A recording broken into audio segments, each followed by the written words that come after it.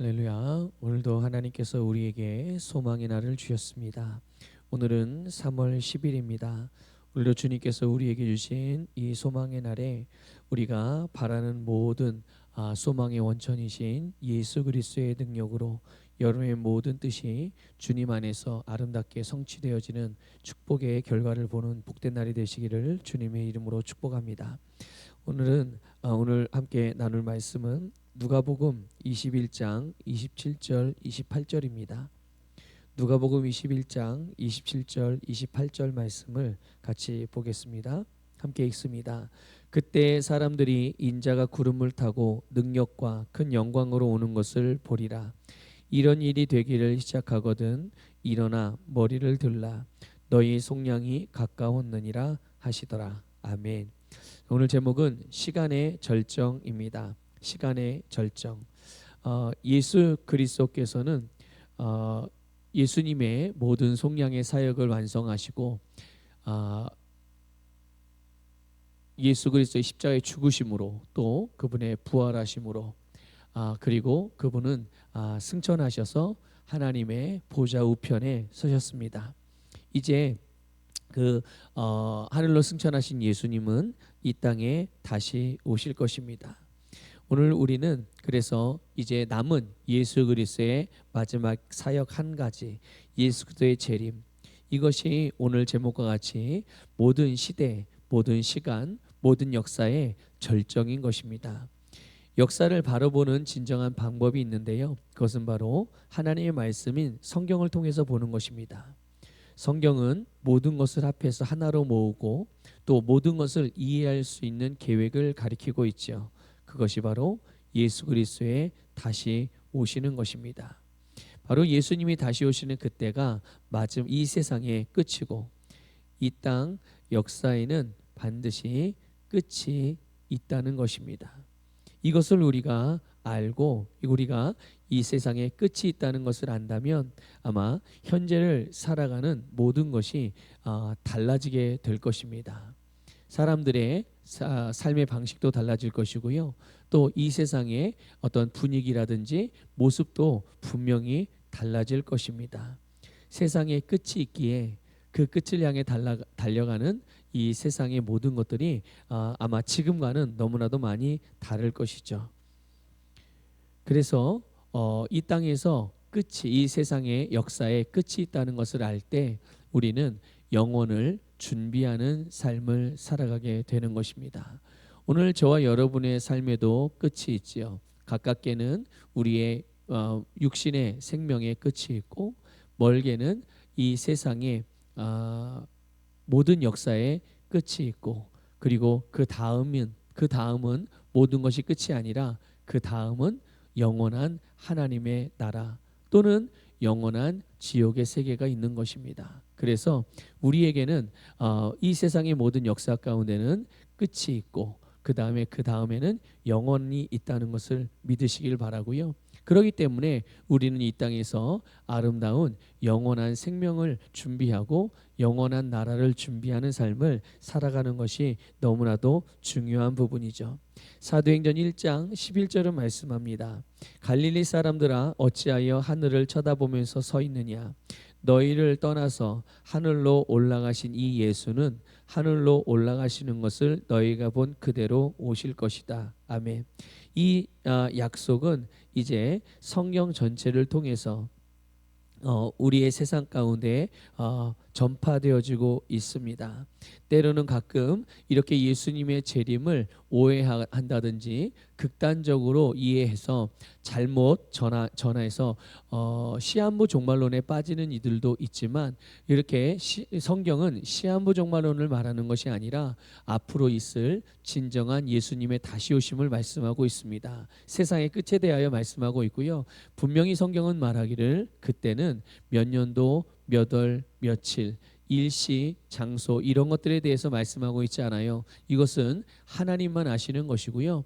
그러나 분명한 것은 그때가 가까이 오게 되면 오게 될수록 여러 가지 징조들이 이 세상에서 일어나게 되는데, 오늘 우리는 그 징조들을 하나씩 하나씩 보면서 주님이 다시 오시는 그때 세상의 끝이 가까이 오고 있다는 것을 우리가 알 수 있게 되는 것입니다.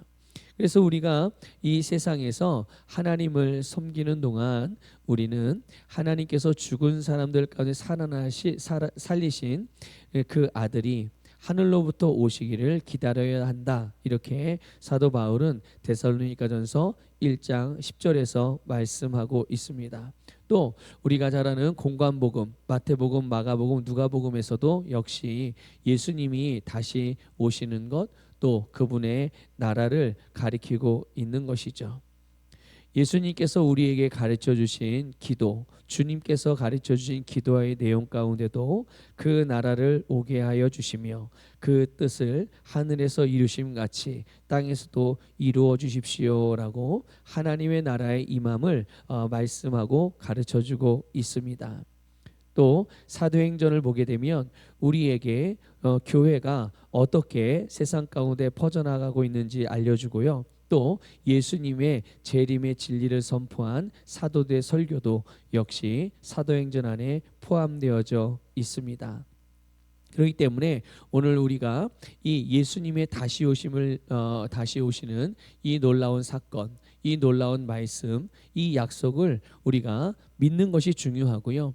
이렇게 예수님의 재림을 믿을 때 우리는 그 주님께서 다시 오시는 재림을 준비하는, 마치 세례 요한이 예수님의 초림을 준비했듯이 오늘 이 시대를 살아가는 그리스도인들은 바로 예수님의 다시 오심을 준비해야 되는 것인데요. 그 다시 오심을, 재림의 때를 준비하는 그 준비가 다른 것도 여러 가지가 있겠지만 오늘 이 새벽, 오늘 이 아침에 여러분들에게 말씀드리고 싶은 것은 영혼을 준비하는 것입니다. 우리가 영혼을 준비하는 삶을 살아가므로 우리는 주님이 다시 오시는 그날을 우리가 기다리고 있고, 또 그때를 우리가 사모하고, 또 그때가 오면 우리는 기쁨으로 주님을 맞이할 수가 있게 되는 것입니다. 우리가 어떻게 영혼을 사모하고 또 영혼을 준비하는 삶을 살아갈 수 있을까요? 여러분, 그것은 다른 것이 아니라 주님께서 우리에게 하라고 하신 그 일을 하는 것입니다. 다른 말로 표현하면 주님께서 우리를 부르심을 따라 살아가는 것이요, 또 다르게 말한다면 우리에게 사명을 따라서 살아가는 것입니다. 우리에게 주신 우리를 향한 부르심, 우리에게 주신 최고의 사명은 바로 우리를 통하여 주님의 복음이 전파되어지는 것입니다.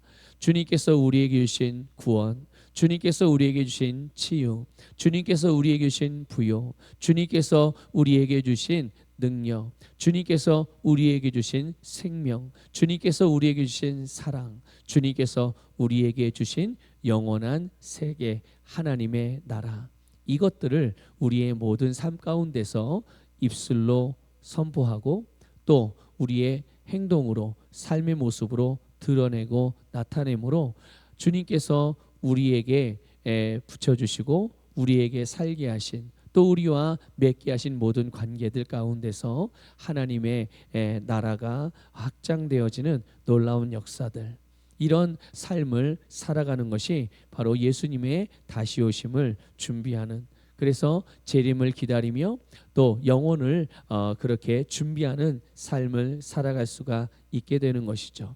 우리의 모든 것을 썩어질 세상에 쌓아두는 것이 아니라 썩지 않은, 좀과 동록이 없고 해함이 없는 하나님의 영원한 나라에, 영원한 창고에 쌓아두는 이런 놀라운 일들, 그것이 바로 영혼을 준비하는 삶인 것입니다. 오늘 저와 여러분의 삶이 주님의 다시 오심을 믿음으로 우리가 영혼을 준비하고 또 영혼을 살아가는 복된 삶을 살아가시기를 주님의 이름으로 축복합니다. 기도하겠습니다. 하나님, 감사를 드립니다. 오늘 저희들에게 주신 놀라운 삶을 통하여 하나님, 우리는 주님이 다시 오신다는 말씀을 인식하고 또한 그 말씀을 믿음으로 주님의 다시 오심을 기다리고 준비합니다. 그날은 우리에게 영원한 구원의 날이요, 그날은 우리에게 가장 큰 기쁨의 날이요, 그날은 우리가 기다리던 소망의 성취의 날인 것을 믿습니다. 우리가 살아가는 매일매일이 이렇게 주님의 재림을 기다리되 우리가 주님께서 오늘 우리에게 하라고 하신 그 일들을 행하며 우리가 영혼을 준비하는 삶을 살아가게 하시옵소서. 감사드리며 예수님 이름으로 기도드립니다. 아멘. 우리 말씀 고백기도 함께 하겠습니다. 새로운 피조물 고백기도집 49쪽부터 53쪽까지 함께 고백하겠습니다. 49쪽부터 53쪽까지 고백합니다. 형통은 나의 것입니다. 우리 주 예수 그리스도의 은혜를 너희가 알거니와 부요하신 이로써 너희를 위하여 가난하게 되심은 그의 가난함으로 말미암아 너희를 부요하게 하려 하심이라.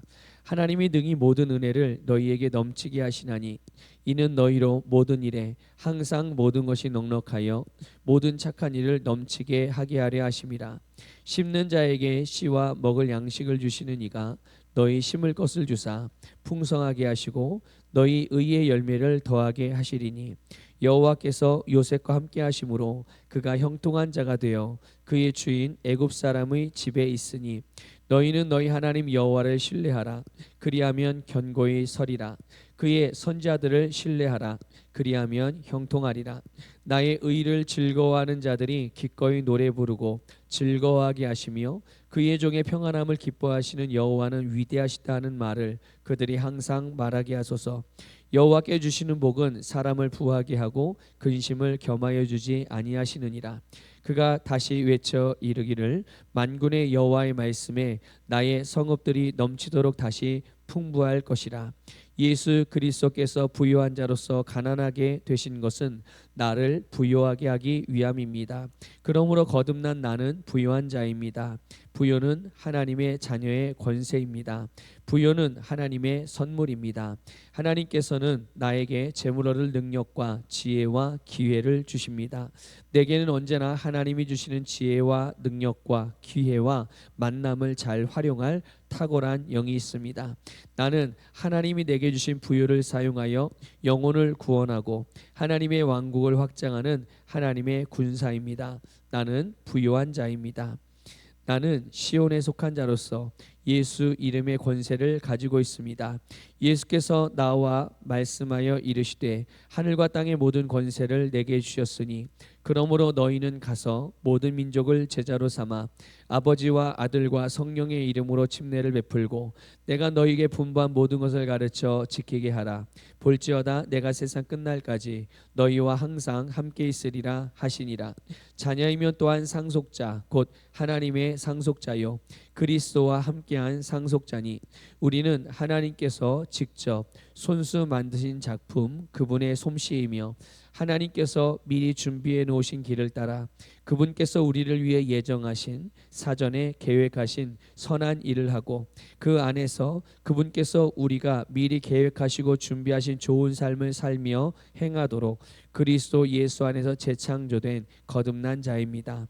너희가 나를 택한 것이 아니요 내가 너희를 택하여 세웠나니 이는 너희로 가서 열매를 맺게 하고 또 너희 열매가 항상 있게 하여 내 이름으로 아버지께 무엇을 구하든지 다 받게 하려 함이라. 예수님께서는 이 땅의 권세를 되찾으셔서 그 권세를 나에게 주시려고 나를 공동 상속자가 되게 하셨습니다. 내가 무엇이든지 말씀을 따라 보고 믿고 예수 이름으로 선언하면 모든 것들은 그 이름의 권세 앞에 복종합니다. 나는 그리스도와 함께 내 삶을 다스리는 정복자입니다. 아멘. 아멘. 이 시간 함께 통성으로 같이 기도하겠습니다.